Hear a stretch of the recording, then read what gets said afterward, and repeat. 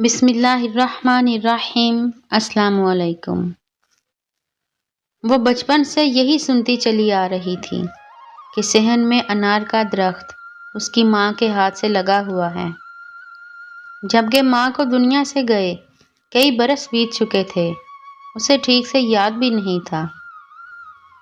درخت پر لگے پھلوں کا یہ حال تھا کہ ٹہنیاں اناروں کے بوجھ سے جھک کر زمین تک پہنچ جاتی تھیں کہ ایک عام قد کا انسان ہاتھ بڑھا کر آسانی سے انار توڑ سکتا تھا۔ ماں کے چلے جانے کے بعد گھر کا نظام بھابھی نے سنبھال لیا۔ ایک مرتبہ اسی کے شوہر نے بیوی سے فرمائش کر ڈالی کہ بیگم، سنا ہے آپ کے گھر جو انار لگے ہیں بہت ذائقہ دار ہیں، چند انار تو توڑ کر لائیں، ہم بھی چکھیں۔ اگلے ہی دن وہ ماں کے گھر گئی اور چپکے سے چند انار توڑے اور اپنے پرس میں چھپا لیے۔ اسی اثناء میں بڑی بھابھی نے درخت کے قریب کی شاخوں کو دیکھا اور شور مچانے لگی، یہاں سے انار کس نے توڑے؟ اس نے جھٹ سے نند کے پرس کی تلاشی لی اور اسے برا بھلا بول کر انار واپس نکال لیے۔ نند بیچاری انتہائی دکھی دل سے روتی ہوئی بھائی بھابھی کے گھر سے نکل گئی، خاوند سے معذرت طلب کی کہ وہ انار نہیں لا سکتی کیونکہ اسے اجازت نہیں۔ خدا کی کرنی دیکھ لیجئے، سنا تھا جس گھر سے بیٹی دکھی کر کے نکالی جاتی ہے اس گھر سے رزق کی فراوانی روک دی جاتی ہے۔ ایسا ہی ہوا۔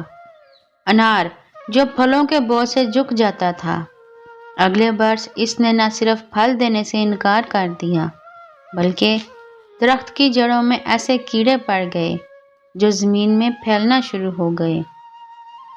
کیڑوں کی روز بروز بڑھتی ہوئی تعداد بہت خوفناک منظر پیش کرنے لگی اور نوبت یہاں تک آن پہنچی کہ درخت کو جڑ سے اکھاڑ کر پھینک دیا گیا اور اس جگہ بھاری مقدار میں کیمیکل ڈالا گیا تاکہ کیڑے ختم ہو جائیں۔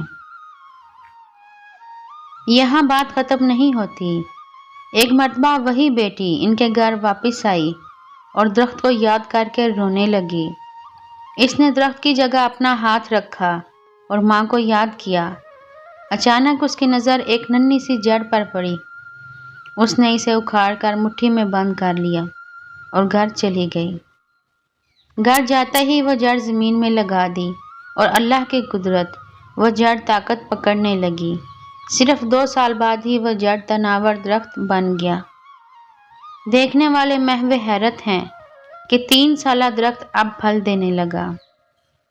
چند سالوں میں یہ بالکل ویسا ہی درخت بن چکا تھا جسے جڑ سے اکھاڑ کر پھینک دیا گیا تھا۔ اب اس درخت کا پھل پورے خاندان اور برادری میں تقسیم کیا جاتا ہے۔ یہ ایسا جادوئی درخت بن چکا ہے کہ سارا سال سرسبز رہتا ہے اور اس کا پھل ہر گھر میں کھایا جانے لگا۔ اگر کوئی سمجھے تو یہ میرے رب العالمین کا بہت بڑا پیغام تھا۔